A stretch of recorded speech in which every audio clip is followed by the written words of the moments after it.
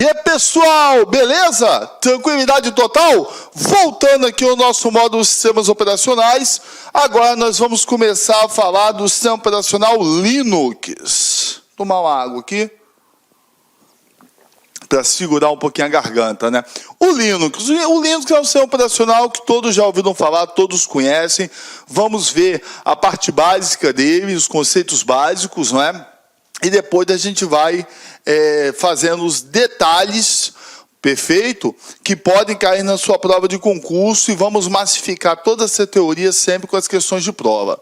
Então, o Linux é um sistema operacional desenvolvido com base no Unix, é um software livre. Quando ele fala que é um software livre, isso quer dizer o quê? Quer dizer que o Linux ele tem um código aberto. Código aberto. Já o Windows, o código dele é fechado. Quando você tem um código aberto, você pode modificar, fazer as alterações, criar novas distribuições, até mesmo no Linux, né? Então, o Windows você tem aquelas versões que são criadas pela empresa proprietária, a Microsoft, e você não pode fazer alterações e nem tampouco criar uma nova versão. No Linux, não.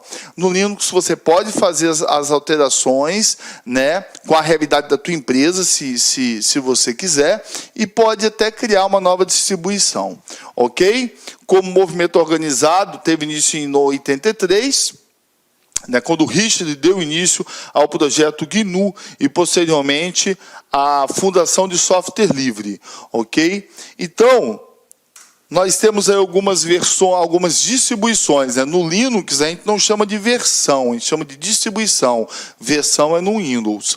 Então nós temos a SUSE, a Ubuntu, a Mandriva, a Debian, a Fedora, a Red Hat, Kali, Mageia, Gentoo e Arch.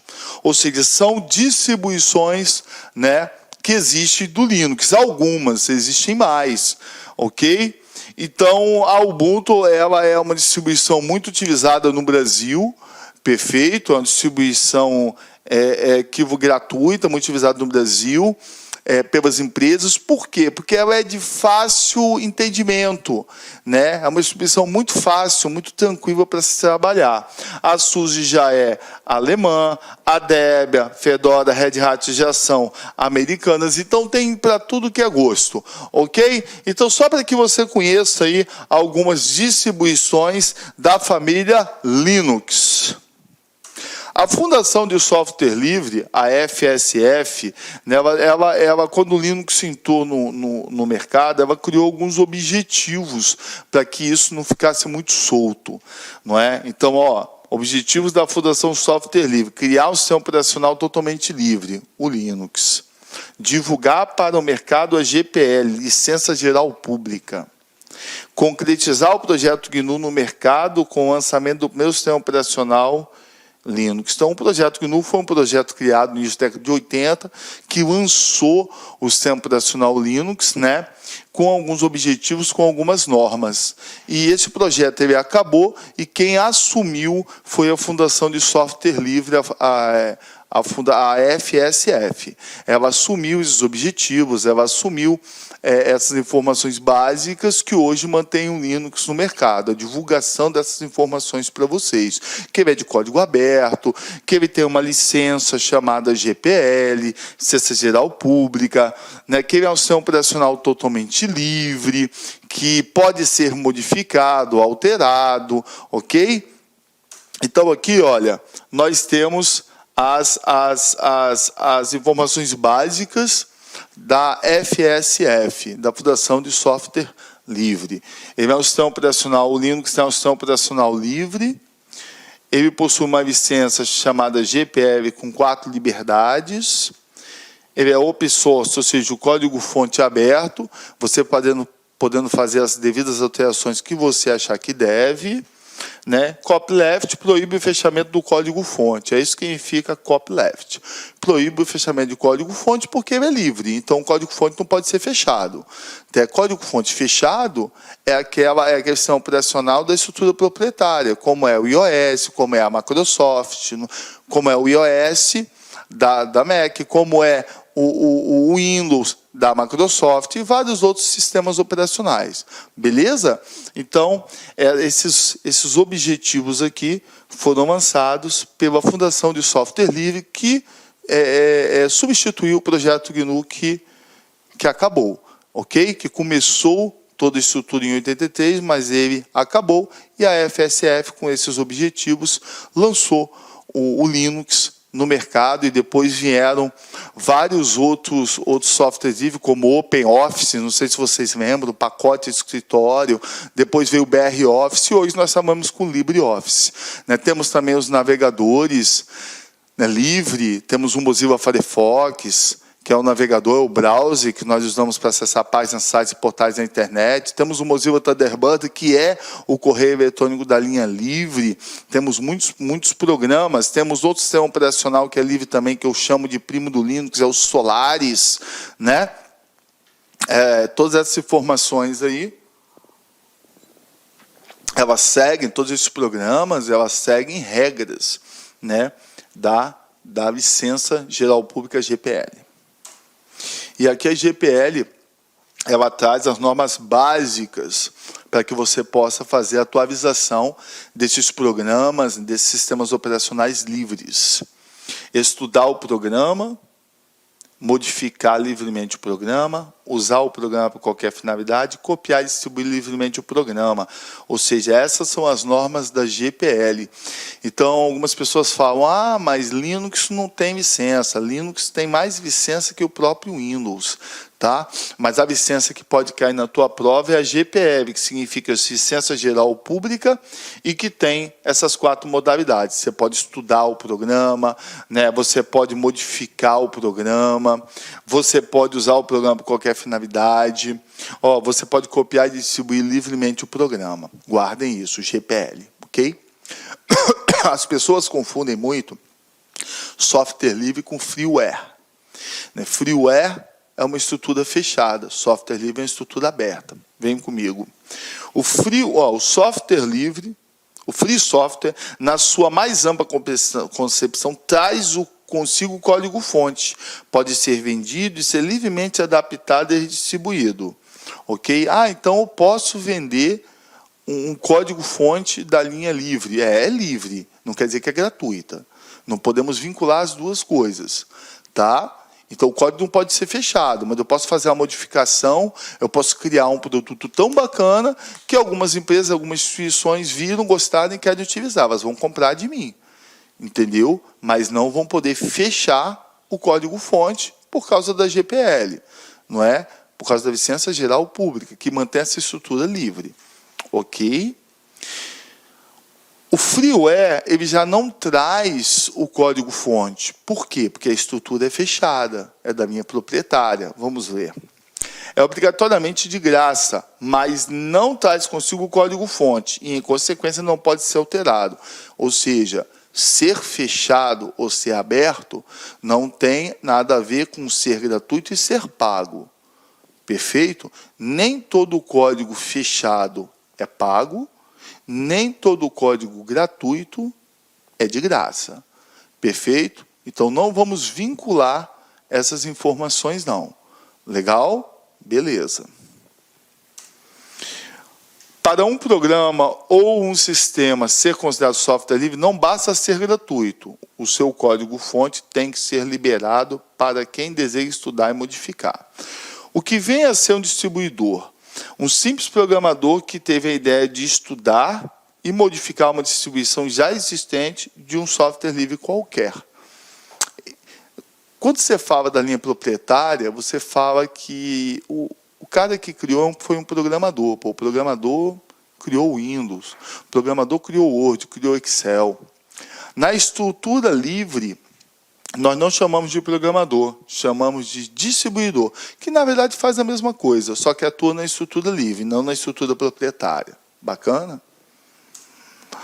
Podemos citar exemplos de várias distribuições, como eu coloquei antes, a SUSE, a Debian, a Mandriva, a Ubuntu, são distribuições da linha Linux. Como o Windows, ele tem as suas versões. né, o Windows 7, o Windows 8, o Windows 10, o Linux também tem as suas distribuições, a SUSE, que é alemã, a Debian, que é americana, a Mandriva, que foi a conexão da Conectiva brasileira com a Mandrake francesa, né, juntadas as duas se tornou a Mandriva, e a Ubuntu, que é a africana.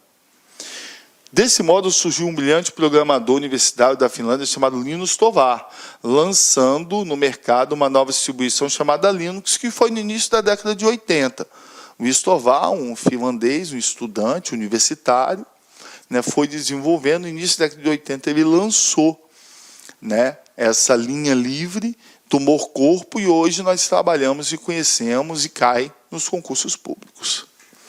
Essas distribuições são feitas por um distribuidor fazendo modificações no kernel.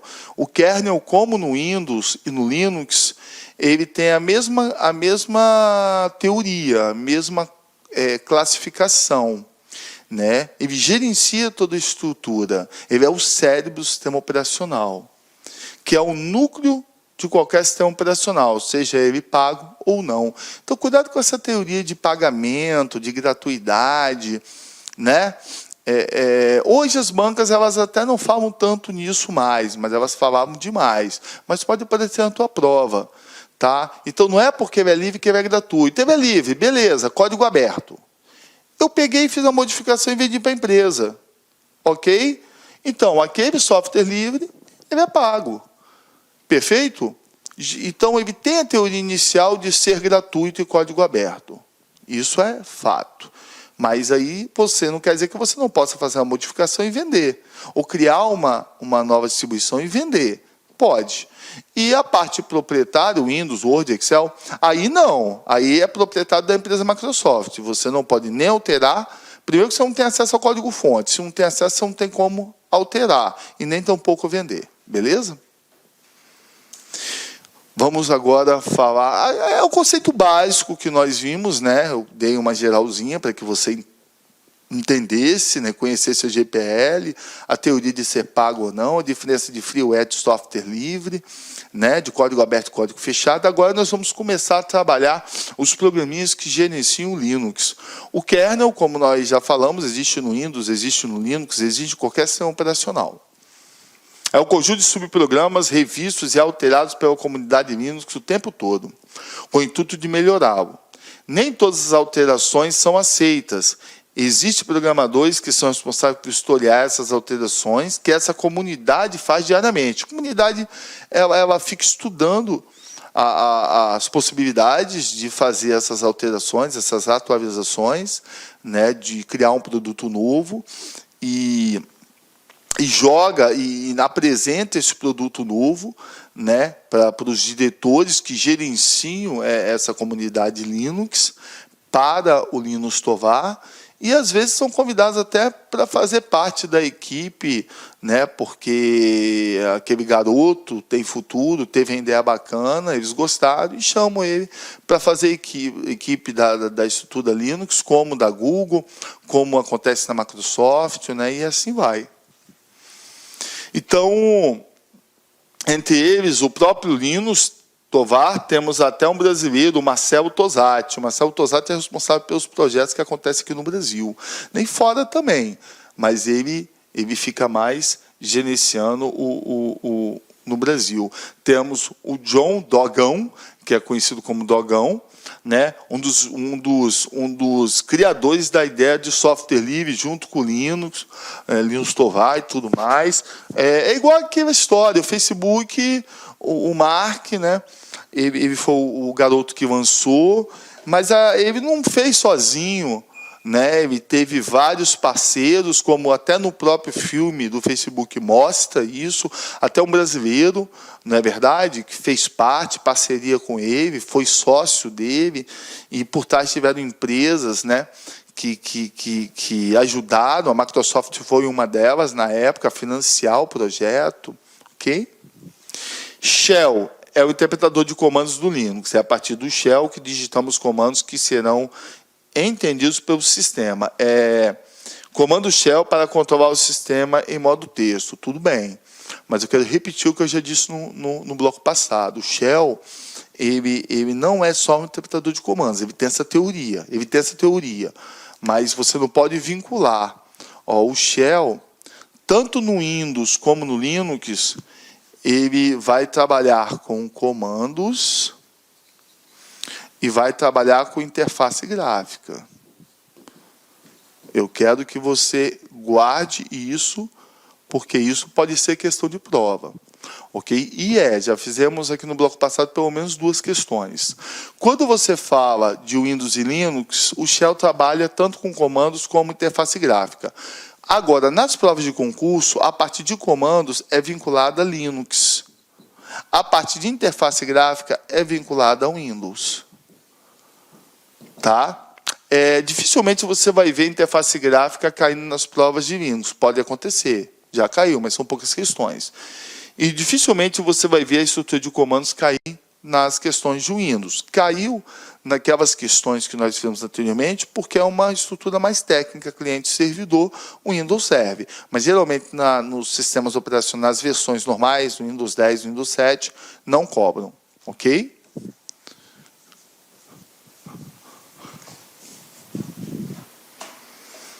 Então é isso. Shell e kernel, né, são subsistemas do Linux. Okay? O cérebro do sistema é o kernel e o interpretador de comandos e interface gráfica é o shell. É um facilitador, né? Sistema de arquivos, nós falamos no bloco passado, na parte do Windows Server, né, do sistema de arquivos do Windows. E aqui eu vou falar do sistema de arquivos do Linux. Então, os sistemas de arquivos do Windows são lidos e reconhecidos pelo Linux, mas não são usados nos seus sistemas operacionais. Então, hoje, nós temos o sistema de arquivos ext4, ok? O sistema de arquivo ext4, que é o principal sistema de arquivos da linha Linux. Então, se você me perguntar, poxa, o Windows, Marcelo, qual é o principal sistema de arquivos hoje, o Windows? É o NTFS. Ele é o principal sistema de arquivos da linha Windows. E da linha Linux, Marcelo, da Linux. Então, anota essa informação que ela é importante. É o ext4. Ok? Então, vamos lá. O sistema de arquivos é criado durante a formatação da partição do disco. Cada sistema de arquivos tem uma característica em particular, mas seu propósito é o mesmo. Oferece ao sistema operacional a estrutura necessária para ler e gravar os arquivos e diretórios. Veja bem, quando você formata um HD, né, e ali dentro você tem seções, você tem trilhas, você tem clusters, né, alguém tem que gerenciar aonde as informações dos seus arquivos, dos seus programas, das suas pastas serão alocados. Perfeito? E quem vai gerenciar toda essa informação física, então você tem aqui o disco, como nós já desenhamos no bloco passado. Aqui no disco você tem aqui, né? Aqui é a seção, ok? Essa parte aqui é a seção.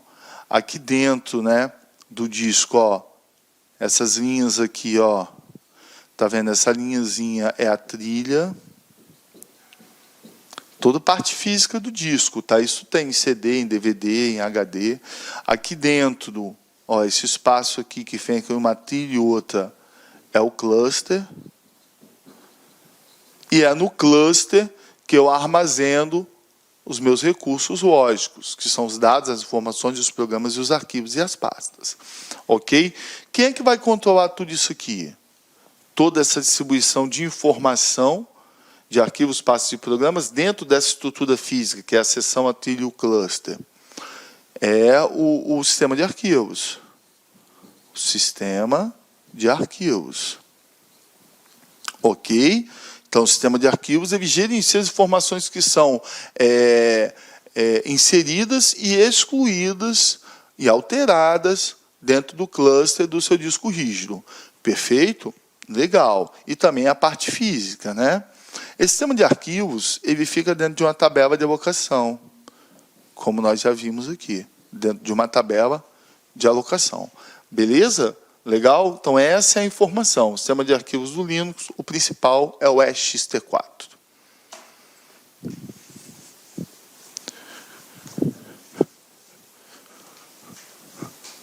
Tranquilo, pessoal? Vamos em frente. Quando você liga o seu computador e você tem ali o Linux instalado, somente ele, o gerenciamento de boot, né, é o gerenciamento de inicialização do seu computador, e entra os gerenciadores de boot do Linux, que são dois, o Lilo e o Gloob. Ok? O Lilo e o Gloob são os gerenciadores de boot do Linux. Ligou o computador, eles entram, perfeito, para poder, eles coordenam, né, a entrada do sistema operacional. Ligou, eles coordenam, aparece aquele monte de letrinha, não é? Eles coordenam. Por exemplo, se deu algum problema na hora da inicialização do sistema operacional, ele não entra, ele informa para você o problema que deu, né? Se reiniciou, ou se vai precisar fechar alguma tela, informa para você o que está acontecendo. Esse é o gerenciamento de boot. E temos o Lilo e o Gloob, são os mais famosos gerenciadores. O mais usado é o Gloob, mas o que aparece mais em prova é o Lilo. Tudo bem? Legal? Esquisito isso, né? O Gloob é o mais usado. Eu acho que por ser mais usado, e todo mundo já conhecer, marque o gerenciador de boot do Linux abaixo, que comanda, né, o status de inicialização do sistema operacional, né, todo mundo já sabe que é o Gloob, né? E aí eles cobram o Lilo, porque não é muito falado, não é muito divulgado. Aí nós temos o gerenciamento de boot, eu trouxe para vocês visualizarem, sair um pouco dessa parte abstrata e poder visualizar, ficando assim uma informação mais concreta, né? Esse é o Gloob, o gerenciamento, tá vendo? O Ubuntu, o kernel, né? Aqui eu tenho o Windows também, perfeito? E logo aqui depois eu tenho o Lilo, que é um pouquinho diferente, né? Tá vendo? Tem o Linux, tem o Windows também. Então eles que fazem esse gerenciamento aí do Linux, perfeito? Então temos dois gerenciadores de inicialização de boot, o Lilo e o Gloob. Eles caem em prova. Anote, por favor, esses dois gerenciadores de boot. Nós temos os gerentes também que gerenciam a área gráfica, a parte gráfica do sistema operacional. A parte gráfica do Linux quase não cai nas provas de concurso público. Cai mais de um Windows. Então você precisa conhecer o quê? Quais são os programas que trabalham com essa parte gráfica? O KDE, o GNOME e o Black Box. Eles são os três programas responsáveis pelo gerenciamento da parte gráfica do desktop, né? Quando entra no desktop, né? Do Linux. Veja bem, dos três, o KDE, o GNOME e o Black Box, o KDE e o GNOME são os mais cobrados nas provas de concurso. O Black Box tem muita gente que nem conhece, mas eu trouxe para que você passe a conhecer, porque pode ser uma alternativa, uma opção na sua questão de prova, de 4, 5 opções. Tá? Então, ele chega para você, coloca lá uma questão da FUMARC, com 4 opções, por exemplo, e pergunta qual dos programas abaixo não representa, né, a área gráfica do sistema operacional Linux. Você já sabe os 3 que representam, o KDE, o GNOME e o Black Box. Ok? Esse é o desktop. Tá? Quando você fala de Windows, você na área de trabalho de personalização do Windows, você lembra de quem? De configuração, de hardware e software, na área de trabalho de Windows, quando você quer fazer uma alteração de senha, né? Quando você quer, por exemplo, desinstalar um programa, fazer aquela, mexer na parte de energia, economia de energia, mudar alguma coisa. Você quer personalizar o hardware e o software lá. Você pensa no painel de controle. Isso no Windows. No Linux não existe painel de controle. É centro de controle. Centro de controle. Ok? Guarde isso. Importante. Anote aí.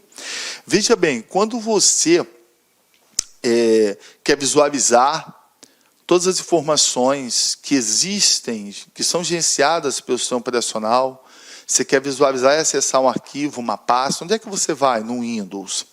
Você vai no Windows Explorer, que é a área de trabalho responsável pela manipulação, pelo gerenciamento das informações, das pastas, dos arquivos, dos programas, não é? E Existe o Windows Explorer no Linux? Não, não existe o nome Windows Explorer, existe a área de trabalho. Então, no Windows, você tem 3 áreas de trabalho muito cobradas em concurso, que é o desktop, o painel de controle e o Windows Explorer. Né? No Linux, também existem as 3 áreas de trabalho. Você percebe que o desktop é o mesmo nome, né? Só que com gerenciamento de 3 programas da área gráfica. Já o painel de controle não existe no Linux, e o centro de controle, que é a área de trabalho onde nós personalizamos, configuramos todo o hardware e todo o software. Exemplo disso é uma senha, né? É uma desinstalação de um programa. E existe também a área de gerenciamento de arquivos e pastas, que no Windows é o Windows Explorer.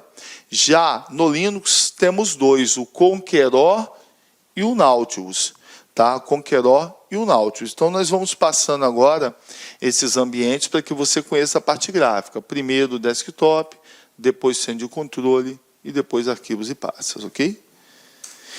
Então, aí nós temos os ambientes gráficos, KDE, GNOME, Black Box. Aqui eu trouxe, o usuário está em cima, né? O hardware, que é a camada de baixo nível, está embaixo. E aqui nós temos, tá vendo? O sistema operacional, que está entre o kernel, o shell, né, a parte de comandos, e o GUI, que é a parte gráfica. Então, a informação, na verdade, ela vai subindo, né? Ó, ela vai subindo até chegar no usuário. Perfeito? O usuário pode acessar tanto os comandos como a parte gráfica. Perfeito? E o shell é o interpretador de comandos, como nós já vimos, e o kernel, né, ele faz todo esse gerenciamento aqui. Perfeito? Que é o cérebro, né, do nosso sistema operacional. Beleza? Então, ambientes gráficos, KDE, GNOME, Black Box, vamos começar a conhecê-los agora. Aqui nós temos o KDE, o famoso KDE. Olha aí, é a parte gráfica, né? É a parte gráfica, como o Windows tem, o Linux também tem. Perfeito? Ah, Marcelo, mas eu não lembro de ter visto em questão de concurso. Realmente, o Linux, as questões do Linux, elas são um pouco mais técnicas, né? Ele geralmente não traz a parte gráfica. Ele fala de shell, de kernel, de KDE. Né? Ele fala assim, olha, o KDE, uma questão do CESP. O KDE é um programa do Linux responsável pelo gerenciamento de boot do computador. Está errado. Viram? É desse jeito. Como os usuários, vocês muitas vezes não conhecem essas nomenclaturas novas do Linux, ele joga isso numa prova para tentar induzir você ao erro. Então, o KDE, o GNOME e o Black Box, eles são o quê? Eles trabalham com a área gráfica, a apresentação gráfica do desktop. Essa aqui. Já o gerenciamento de boot é o Lilo e o Gloob. Então, essas informações você tem que guardar. Tá? Você tem que guardar, beleza? Aqui nós temos o GNOME. Olha aí, o GNOME aqui, o famoso Firefox, né? O famoso Firefox, um ambiente gráfico também bacana, perfeito. E aqui o ambiente do Black Box. Olha aí, o ambiente gráfico do Black Box. Dificilmente você vai encontrar esses ambientes gráficos nas provas, beleza? Nós também trouxe para vocês o Conqueror. Olha aí, muito parecido com o Windows. Do lado esquerdo aqui nós temos todas as pastinhas, né, do Conqueror. Ou seja, o Conqueror ele equivale ao Windows Explorer do Windows, onde eu acesso as pastas e o conteúdo de uma pasta aberta, né? Aqui eu tenho subpastas de uma pasta aberta, ok? E temos arquivos, Tenho arquivos aqui também, como no Linux. Aqui ele até fala, eu tenho 19 pastas e 2 arquivos. Como é no Windows? Perfeito? Mas há uma diferença. Temos as diferenças. Por exemplo, se você perguntar, poxa, quem é o diretório raiz no Windows Explorer do Windows? Aí eu vou te falar, o diretório raiz do Windows é o C2 . Esse é o diretório padrão, original, raiz do Windows. E do Linux? Do Linux é uma barra. É uma barra? É uma barra. Então, começam aí as diferenças internas, né, de manipulação, de operação entre o Windows e Linux, né? Então, você tem aqui a grande maioria, né, 95%, 98% das pastinhas que existem no Linux não correspondem às pastas que existem no Windows. Os nomes, eles mudam. Perfeito? Então, claro que nós vamos passar pelas principais pastas do Linux, que geralmente caem em prova, ou diretórios, como vocês também conhecem, já ouviram falar. Perfeito? E vou apontar, ó, esse aqui cai, isso aqui é importante. Ó. Aqui é a pastinha de boot, onde ficam os comandos de sinalização. Aqui é a pastinha TMP, onde ficam os arquivos temporários. Aqui é a pastinha bin, onde ficam os arquivos executáveis, né, pelo usuário. Aqui é o USB, onde ficam os arquivos executáveis pelo sistema operacional. Aqui é a pastinha dev, onde ficam os arquivos de hardware, da parte física. Nós vamos trabalhar, eu vou falar, né, aqui é a pastinha root, onde ficam as informações do administrador do sistema. Vamos chegar nessa parte, nós vamos passar pastinha por pastinha, também alguns comandos, né, como cd, né, que é um comando usado no Windows, que também é um comando usado no Linux. Nós vamos ver o mkdir, que é um comando exclusivamente do Linux, o rm, que é um comando do Linux, ou seja, nós vamos ver isso aí para que vocês fiquem tranquilos. Pode ficar bem tranquilo aí, que o curso de Linux está bem completinho, bem enxuto, e nós vamos marcando, como sempre, a parte mais importante, o detalhe, e vamos massificar essas informações, né, com as questões de prova.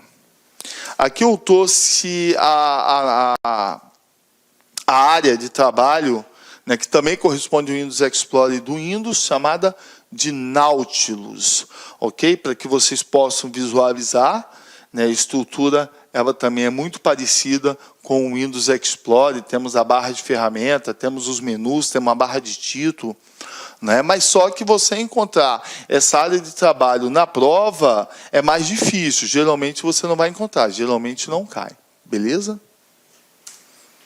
Principais características do Linux, né? Aqui eu vou pontuar as informações importantes para que vocês anotem. Então, há necessidade de se comentar algumas regras básicas na nomenclatura de arquivos, regras que, inclusive, até o Windows tem, embora algumas diferenças, como tem que ter diferença, né? Sistemas diferentes. Os nomes dos arquivos podem ter até 255 caracteres, como é o caso do Windows. Até 255, não existe essa história de até 256. Delete isso. Para você nomear e renomear pastas e arquivos no Windows e no Linux, você vai usar até 255 caracteres, ok? São aceitos espaços no nome dos arquivos, igual no Windows. Ou seja, eu posso colocar aqui, ó, aula, aí espaço, vou botar um underline aqui só para representar o espaço, tá? Informática. Pronto. Igualzinho no Windows e no Linux, legal? Olha aí, vamos lá. Praticamente todos os caracteres podem ser usados em nome de arquivos, incluindo alguns dos que o Windows julga proibidos, ó, asterisco e interrogação. Ou seja, no Linux nós podemos nomear e renomear arquivos e pastas usando asterisco e interrogação. O Windows não.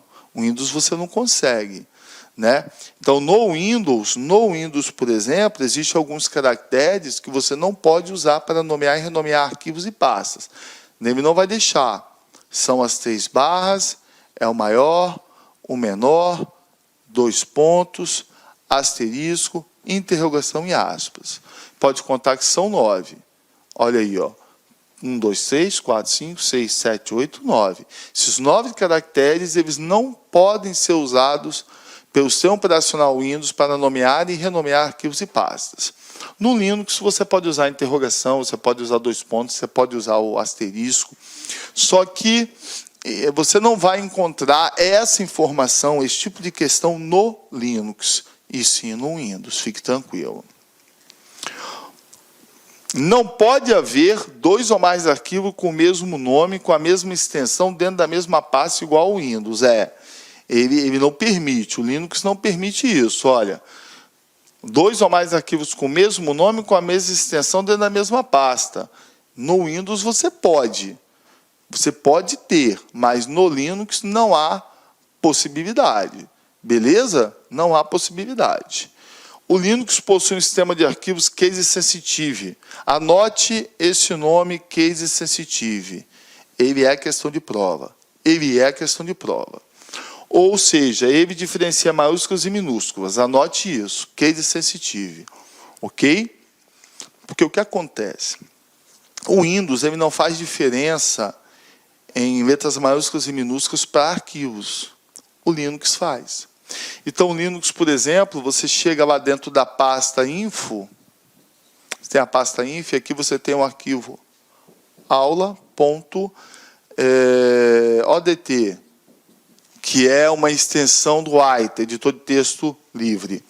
E aqui eu tenho aula, minúsculo, .odt. Ou seja, mesmo nome, mesma extensão, só fiz a variação entre maiúsculo e minúsculo. O Linux aceita, sem problema. O Windows, não. O Windows ele não faz essa variação, não. Tá? Se você colocar isso aqui, ele entende que o arquivo é o mesmo.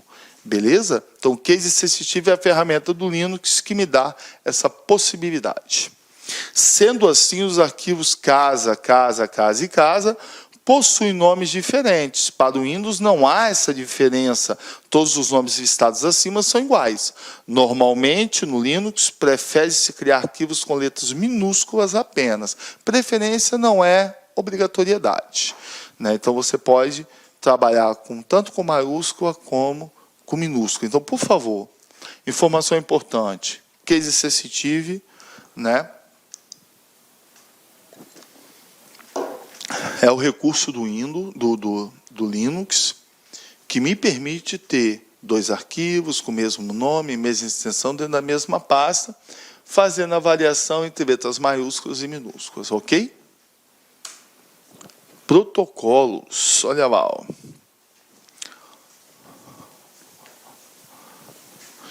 Então, protocolos podem trabalhar com diversos protocolos de rede, incluindo TCP/IP, que é nativo do Unix.